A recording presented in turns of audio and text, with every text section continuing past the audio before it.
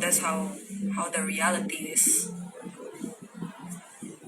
Ya ini aja, do the best you can aja buat supporting mereka, entah itu dengan doa, entah itu dengan kasih sumbangan, entah itu dengan posting, anything, just do anything, sekecil apapun. Even that itu gue rasa udah cukup sih kontribusinya.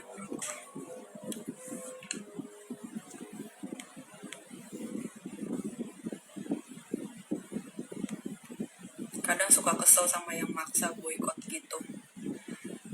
Iya sih, sebenarnya emang annoying. Yang kayak tadi gue bilang, menurut gue juga annoying dan gak produktif. At the same time, gue ngerti kenapa. Karena mungkin isu ini tuh buat mereka itu sangat-sangat, apa ya, they really feel strongly about it gitu. Makanya dia apa sih bahasanya? Se-invested itu emotionally, sesemangat itu gitu. Which I also understand from their point of view. Tapi balik lagi itu, the whole activism, kita itu kan, kita voicing out for something, speaking out about something, itu harus ada outcome-nya gitu kan. Dan kita harus mikirin gimana supaya aktivisme kita itu produktif dan efektif gitu loh. Nggak cuma berisik doang, nggak cuma lalalala, nggak jelas doang, tapi actually impactful dan bisa ngasih perubahan gitu. So masalahnya pertama, how do you call it, kayak sistem kapitalisme sendiri, there's no ethical consumption kan. Kayak misalnya gini, jadi kayak ada temen gue yang dia bilang dia itu sebelumnya suka isi bensin di BP, di British Petroleum. Nah terus kenapa kamu? Ini aku tahu nih arahnya kemana. Iya, terus dia bilang wah ternyata si BP itu dia pro Israel kan, karena emang kalau nggak salah dia adalah salah satu perusahaan yang nanti bakal ngebor minyak juga di Gaza gitu segala macam. Makanya gara-gara itu dia nggak mau lagi isi bensin di sana. Sebenarnya sebelum akhirnya terungkap kalau ternyata itu dia taking financial benefit from the whole conflict, BP itu emang udah tai dari dulu sebenarnya gitu. Kayak if you guys know the concept of carbon emission, itu awalnya bikin BP karena of course they're in the fossil fuel industry, jadi mereka itu yang banyak polluting our environment gitu-gitu kan. Cuma mereka akhirnya gaslighting orang-orang kita, individual, bahwa kita itu juga ada responsibility-nya loh, padahal dibanding sama dia nggak sebanding gitu. Makanya it's all part of their tricks gitu intinya, untuk having no responsibility at all gitu segala macam. Nah sebenarnya gitu, jadi kayak the system that we're in now, it's not ethical anyway gitu sebenarnya gitu loh. Jadi kayak I don't know how to feel about it, it's really hard to really find a company like a big corporation yang tuh benar-benar semua ethical gitu loh. It's really hard. In one way or another pasti ada dosanya, pasti they have to compromise gitu. Kayak ini aja, kayak Ben & Jerry's saja kalau nggak salah, kan yang punya itu kan 2 cowok hippie gitu ya, jadi dia tuh politically woke juga gitu. Tapi ternyata kalau nggak salah, I forgot, dia tuh masih harus produksi di Israel atau gimana. Pokoknya there is something that they had to do because of the system gitu loh. Karena kalau enggak dia nggak bisa ngelakuin penjualan or something gitu. Even Ben & Jerry's saja yang dia besar, dia corporation besar, dia mencoba untuk doing good, masih ada yang harus dosa yang dia lakuin untuk compromise gitu. Karena again, under capitalism you can never be 100% ethical. Exactly. Terus kayak misalnya gini, people talk about how Amazon is like really shitty gitu kan, gimana dia itu treating employees-nya like a shit gitu, gimana Jeff Bezos itu, the fact that he's a billionaire is not ethical at all, but at the same time people still use Amazon because of what? Karena their service is so ubiquitous, not in Indonesia probably, tapi kayak di Amerika, di Jerman, di Canada, those places is so ubiquitous that it's really hard to find the alternative gitu loh. Jadi kayak it's complicated. Tapi kalau misalnya boycott produk yang lu punya alternatif itu gampang sih. Kayak misalnya kayak boycott Starbucks, it's easy, kayak di Indonesia sendiri ada banyak banget kopi-kopi lokal yang jauh lebih enak daripada Starbucks, lebih murah gitu, yang lu bisa beli gitu.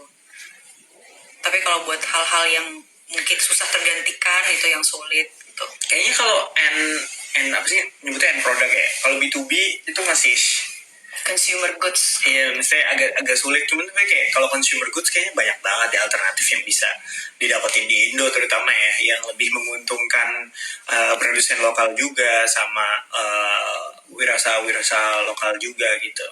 Jadi ya, cuman kalau yang udah hubungannya B2B gitu kayak susah sih, toko material. Jadi kamu tetap harus ya kayak perusahaan kamu juga kayak harus tetap dealing sama India, dealing sama orang Rusia, which is mereka juga ya doing bad things di negaranya masing-masing gitu. Jadi kayak susah.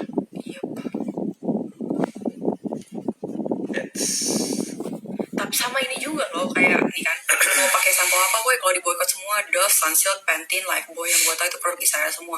Ini gue nggak tahu ya, I might be wrong, tapi setahu gue tuh nggak straight up ini produk Israel gitu. It's not as easy as that gitu, setahu gue ya. Even like a multinational company, even multinational company itu kayaknya shareholdernya gitu beda-beda gitu loh. Kayak kita kayaknya almost nggak bisa untuk pinpointing, oh ini produk Israel, kecuali misalnya I don't know DeviantArt ya atau Wix gitu yang like literally itu punyanya orang Israel atau gimana. Tapi kayak again like multinational company dan segala macam, kayaknya it's more complicated than that deh, setahu gue. Yang dikonsider sebagai perusahaan Israel tuh kayak gimana sih sejauh ini? Yeah, that's what I'm saying. I don't know. Nggak dari yang kayak list-list itu kayak Unilever and then McDonald or things sama L'Oreal gitu. Based on how they support Israel kah atau emang bener-bener? Nggak tahu. Makanya itu aku bingung. Kayaknya aku ngeliatnya just stance mereka deh ya. Iya ya. Soalnya orang-orang pada bilang itu produknya Israel. What do you mean produknya Israel? Itu kayaknya gitu ya biasa orang Indo. Maksudnya kita cenderungnya menggampangkan, as in kayak nyimpelin aja gitu. Oh ini produknya Israel. Padahal maksudnya adalah produk ini dia itu emang ada shareholdernya dari Israel, tapi emang dia stance di war ini dia tuh condongnya ke pro Israel gitu kali. Bisa. Bukan yang produk as in produk Israel gitu. Karena maksudnya kayaknya yang diboikot seperti biasa adalah produk-produk US ya mostly. Iya. Atau L'Oreal Prancis. Iya.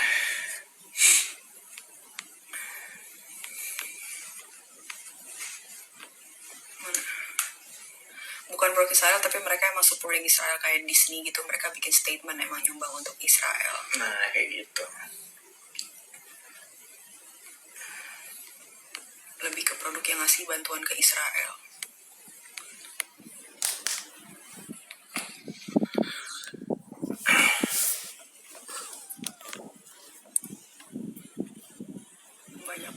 Banyak orang yang maksain orang lain buat boykot produk skincare yang mana susah juga cari gantinya.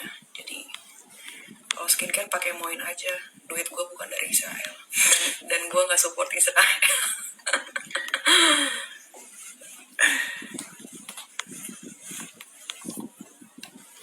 I'm working at one of the companies that gets affected by the boycott. I'm currently trying to find a new job, but it takes time. Dan ini juga nih salah satu side effect-nya, which is banyak orang yang jadi harus kena layoff and things. Makanya emang harus ada kerjasama dari semua pihak sih. Kayak ini apa yang kalau bener mau sama-sama nih kita kolektif ngeboikot, terus apa yang akan terjadi ya pada tenaga kerja yang basically dari social class tuh medium ke bawah gitu, yang nanti kalau di layoff mereka mendapatkan pendapatan penghasilan dari mana gitu. Harus kolektif dari pemerintah dan perusahaan-perusahaan yang ada aja sih. You cannot do it by yourself. Kalau multinational company itu rada sulit, apalagi juga mereka bayar pajak juga negara tersebut. Jadi kalau misalnya ada produk alternatifnya nih pakai itu aja.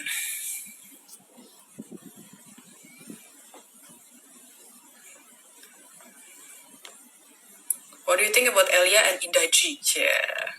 ya gue nggak tahu, I don't know what they said, jadi gue nggak bisa komen. Kalau Indah, I think it's really blown out of proportion. I think kayak emang dia, kemarin gue juga bahas ini sama Paulus, jadi gue kenal baik sama Indah dan I do speak to her like regularly gitu. We do text a lot. Emang yang dia omongin pas di video pertama soal uang yang buat Palestina itu katanya dari tax paying money gitu emang salah gitu kan, karena kan itu sebenarnya hasil urunan orang-orang Indonesia aja gitu kan. Terus dia ngomonginnya ke Papua, kenapa orang kita lebih peduli sama orang Palestina dibanding orang Papua gitu-gitu, which is it's a legit question juga sih, it's a valid question as well. Dan ini kan negara dengan free speech ya, demokrasi gitu ya, you can say whatever you want in the end. Dan ngelempar ini ke publik untuk menjadi bahan diskusi, mungkin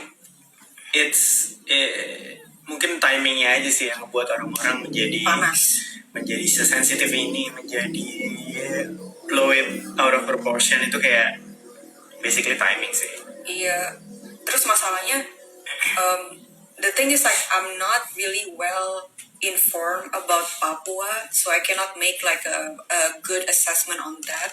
Tapi setahu gue ya, might be wrong, kayak Papua itu isunya tuh sistemik dan struktural gitu, ibaratnya kayak di Afrika gitu loh, yang dia dicolonize sama Prancis dan segala macam resource-nya diambil, karena emang gitu kan, the whole imperialism, that's how it works gitu loh. Kayak you keep global south as poor as possible, karena dialah yang harus jadi tempat negara-negara tajir itu ngambilin raw materials to make it cheap as possible, supaya mereka bisa ngambil as much untung as possible. Intinya gitu kan sebenarnya the whole stick. Nah gue ngeliatnya probably Papua itu juga sama kayak gitu, makanya mau Indonesia udah ngasih dana otsus atau apa itu gitu ya, bakal dikorupsiin segala macam, karena mungkin mentalitasnya udah bobrok di sana due to the systemic issues gitu loh. Yeah. Possible. Maybe gitu, I might be wrong, but may also be possible. Jadi sebenarnya yang di pertanyaan yang diomongin Indah gitu, topik yang ngomongin Indah itu sebenarnya bisa banget buat dijadiin diskusi lebih lanjut gitu loh, instead si Indahnya dikata-katain. Karena tapi aku might be wrong. Kamu kayak pernah ngebahas topik ini juga nggak sih dulu? Nggak ya? enggak, aku nggak pernah ngebahas soal Papua, soalnya aku nggak Okay. terlalu familiar sama Papua. No, berarti aku salah, sorry. Nah gitu. Nah yang gue sayangkan tuh gini loh, kayak Indah itu one of the few podcasters, one of the few content creators yang sebelum dia itu bikin konten itu dia do her due diligence. Dia kayak she's well read, terus dia bisa mikir orangnya gitu. Dia nggak bodoh gitu, dia bisa mikir, she's well read, dan dia itu orangnya idealis, dan dia itu orangnya ya she can form her own opinion gitu, dibandingkan cuma riding opini orang mayoritas doang gitu. Jadi sayang banget yang kena itu kreator-kreator yang mereka mencoba untuk being responsible sama being idealis sama kontennya dia gitu. Sayangnya malah dia kan udah cewek, dia Cindo, dia bukan Islam gitu. Jadi kayak of course sekarang dia jadi bulan makanya dia jadi bulan-bulanan lah. Ya kayaknya itu partly, bukan partly lagi ya, most of the it sucks man. Ya itu kayak ada racism di situ, ada sexism di situ kayak. Iya kayak maksud gue, bisa nggak sih orang-orang yang marah ke Indah ini, coba lu kalau marah yang produktif gitu loh, kayak kasih argumennya yang sesuai sama apa yang dia omongin gitu, jangan attacking personally, jangan attacking rasnya dan ethnicity-nya gitu. Kalau ngelihat how we communicate di sosial media selama ini ya, setelah menjadi korban serangan massa berkali-kali, nggak pernah ada goyang yang benar-benar isunya tuh adalah topik yang mereka tuh nggak suka ke orangnya gitu. Mostly it's a personal thing. Terus jadinya mereka mencoba bilang bahwa enggak kok, kita nggak suka sama stance ya, enggak. Mostly tuh yang terjadi, yang gue lihat, you're being racist, you're being sexist people aja gitu. Iya, sayang banget. Terus dia bilang katanya gini deh, mana ya tadi? Walaupun benar, dan at the end of the day bukannya Indah juga sudah mengakui and Betul. she pulled- made a apa video kayak video yang setelah video pertama gitu ya, dan menjelaskan dan mengkoreksi segala hal yang Itu dia, salah. tapi tetap abis itu kayak gue tetap mau marah soalnya I just wanna be mad on the internet gitu loh. Kayak intinya Indah mau dia minta maaf mau enggak bakal salah aja gitu. Terus yang gue nggak suka ini sih, kemarin kan gue nonton videonya Deddy Corbuzier kan yang ngebahas Indah gitu sama Elia, yang di menit pertama si Deddy Corbuzier udah being transfobik. Dia udah kayak bilang, iya Elia itu saya nggak tahu ya ini perempuan apa laki. Saya bukan mau ngomong gendernya ya, saya kayak bingung aja. Maksud gue kayak why bro, kayak kenapa gitu. You're not supposed to say that. It's not necessary to say that. It doesn't matter apakah Elia itu cewek cowok. It doesn't matter gitu. Yang matter itu argumennya dia gitu. Ya udah stick to that aja gitu. Nah terus ke Indah juga kayak gitu bilangnya, kamu ngomong bahasa Inggris tapi cepat banget. It's a freaking backhanded compliment gitu, kayak it's not necessary. Emang Indah kalau ngomong cepet emangnya kenapa gitu loh. What's wrong about it? That's how she speaks dan it doesn't matter.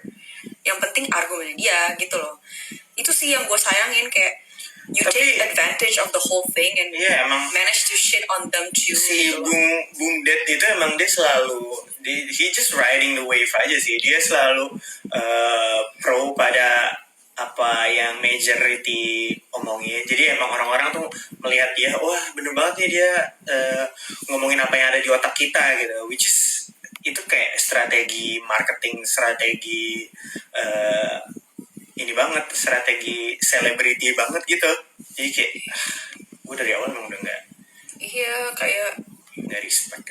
Terus masalahnya gini, balik lagi ke Indah yang as a content creator ya gitu. She has integrity because gue tuh awal kenal dia itu karena gue itu adalah salah satu yang interview sama dia gitu. Dan dia itu ya, kenapa gue bisa bilang kayak gini, karena sebelum dia itu interview gue, dia tuh bener-bener kayak gini, Git, ini adalah questions yang mau gue kasih ke lu, please look at it. Kalau misalnya lu merasa oke, kita lanjut. Kalau enggak, gue dengan senang hati ngegantinya. You don't have to answer it.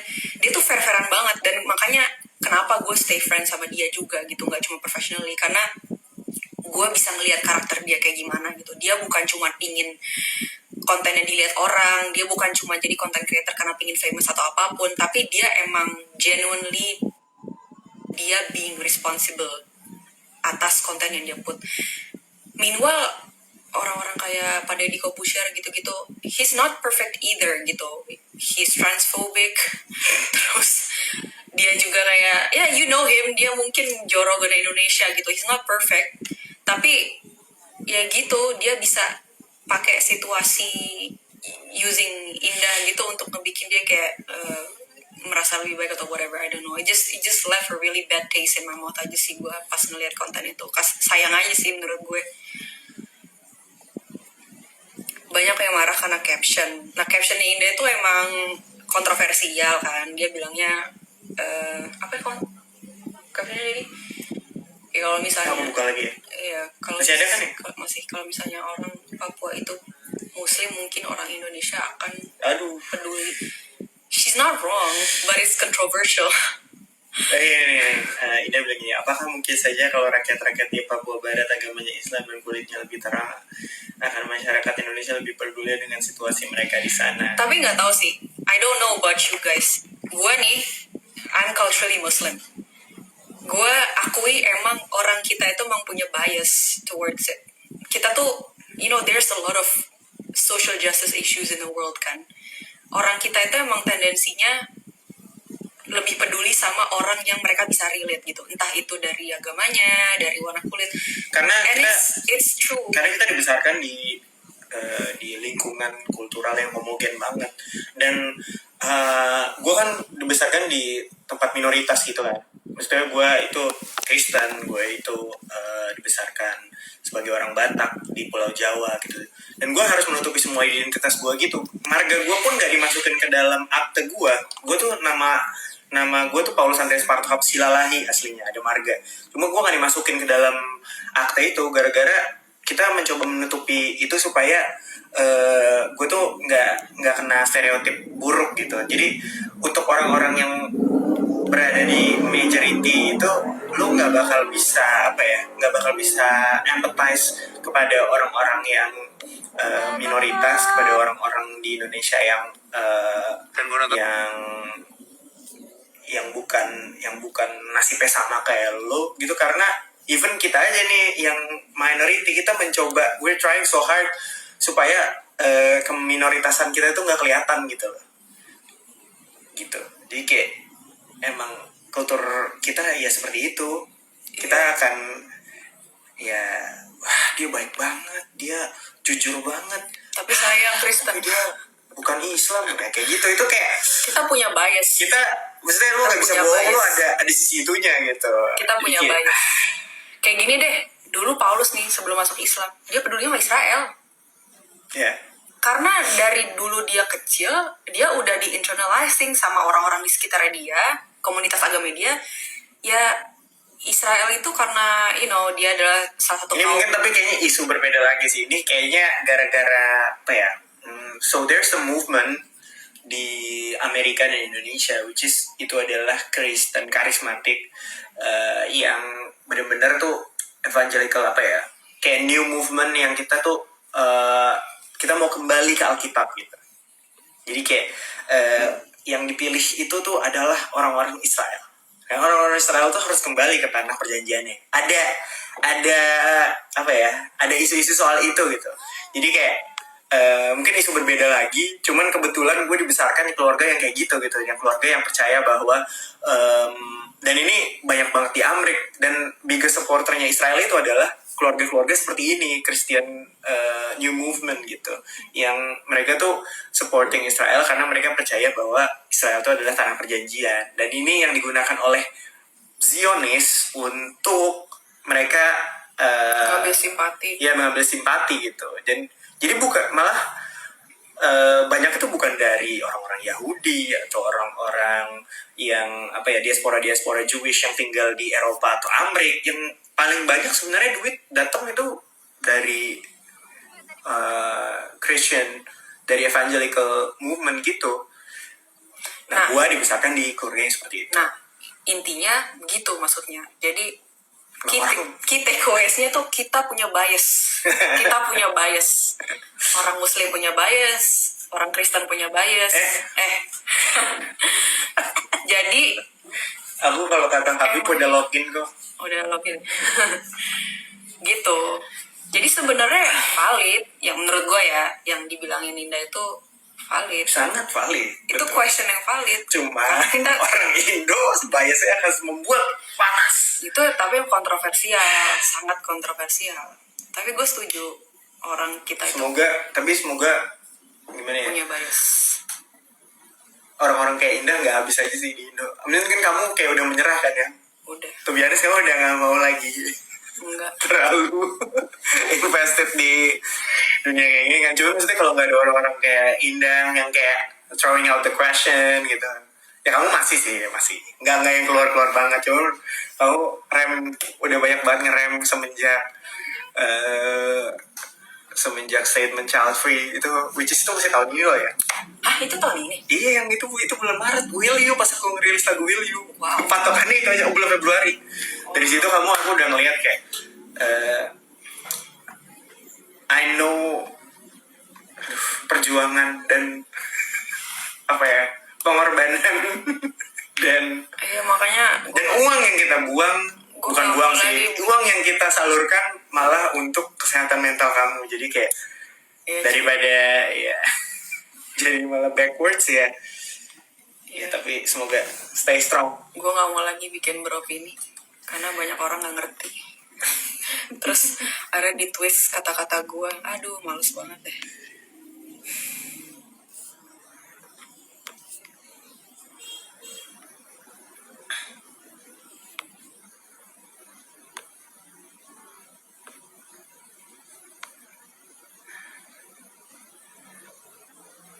Mungkin harusnya Indah gak usah nulis caption itu ya karena kontroversial.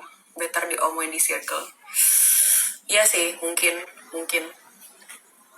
dia tuh kayaknya gini kan, dia di Indonesia kan dia di circle-nya tuh bukan circle orang muslim gitu kan, kayak common people gitu, kayak gua gitu-gitu atau kalian. Dia di Indonesia dulu di sekolah internasional, terus kuliah di Amrik gitu loh. Jadi dia itu nggak tahu segimana konservatif dan segimana snowflakes-nya banyak orang muslim Indonesia gitu. Karena gue pun nih, gue yang I grew up in Indonesia since until I was 18, and then 18 I moved here gitu. Sekarang umur gue 31, tahun depan 32 gitu kan.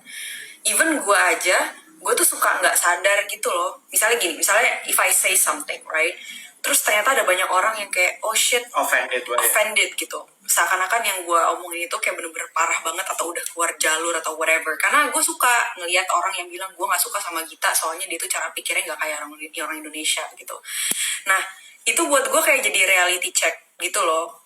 Karena gue di sini kan udah lama ya, udah 13 tahun. Terus media-media yang gue konsumsi, literasi yang gue konsumsi, itu semua tuh kiri, media kiri, semua kiri deh gitu. Terus teman-teman gue juga orang-orang kiri gitu loh. Jadi gue jarang banget di day to day life gue tuh ngedenger kayak talking points atau retorika orang-orang konservatif gitu. Jadi gue suka lupa, oh orang Indonesia tuh sebenarnya konservatif, gue suka lupa gitu. Banyak kan ya, mostly.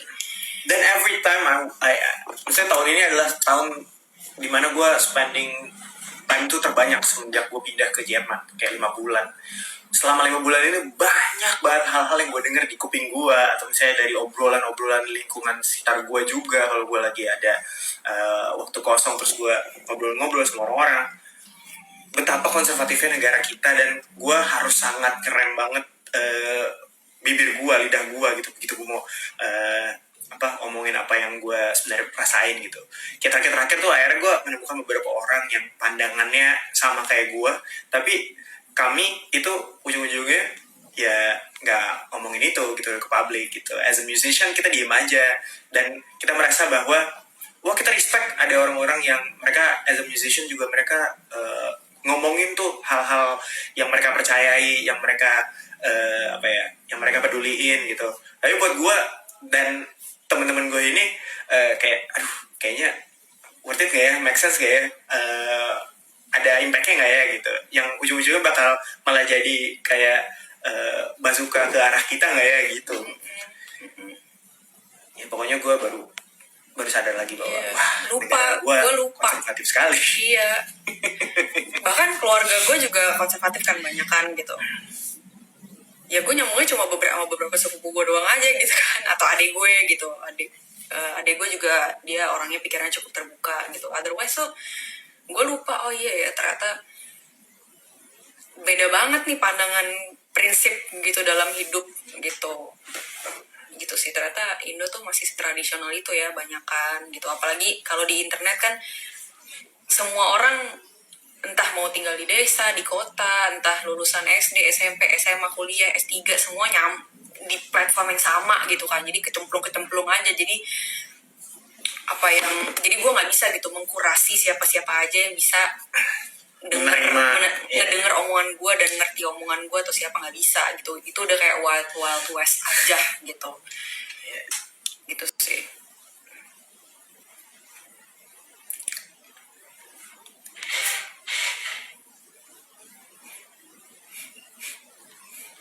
Gitu guys.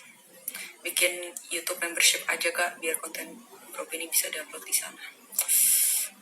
Nanti aja deh, gue lelah anjir. Capek banget anjir. Karena gue kayak bener-bener,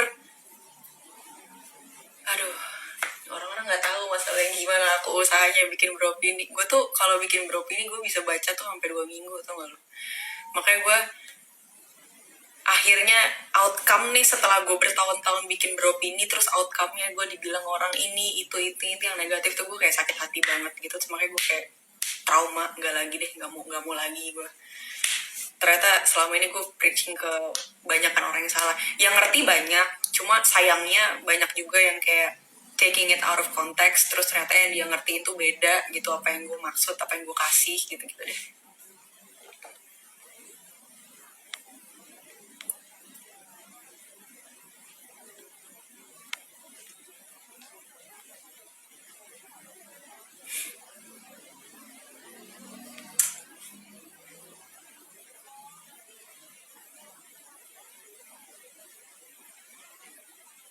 Opini tentang Kaisang Gibran dong, gue gak tertarik.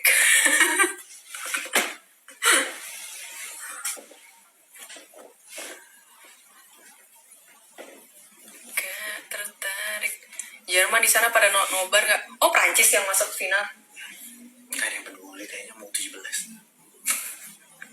Apa final loh? Iya, mau 17.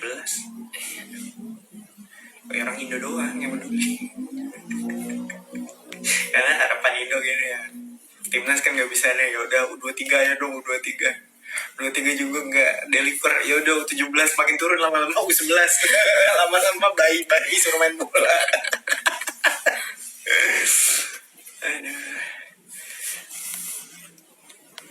Aduh, sih mah orang nggak peduli lagi. Ya udah, oh mereka juara, oh ya udah. Ini apa? Kalau aku lihat-lihat komen-komen netizen Jerman tuh kocak dah anjir. Kom Jungs, Tapi Gut gemacht, Jungs.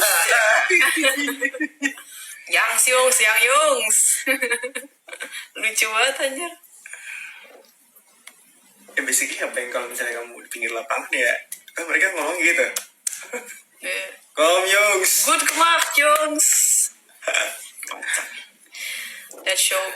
That somehow make me feel alone living in a conservative country.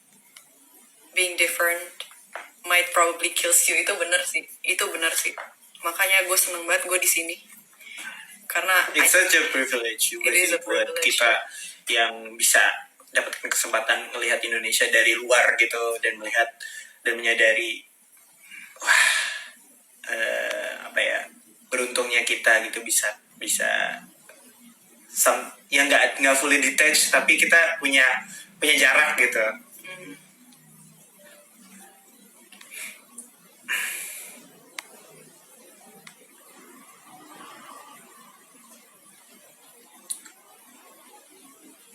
Kalau orang sana pada konservatif nggak kan? Mostly sih masih cenderungnya left center sih. Tapi tengah, iya benar-benar kata kamu, left center. Obwohl, kalau kemarin gue ngeliat di Reddit, ada Val gitu ya, ada pemilu di sini, anak-anak muda banyak tuh yang milih AfD tuh. AfD itu media partai kanan.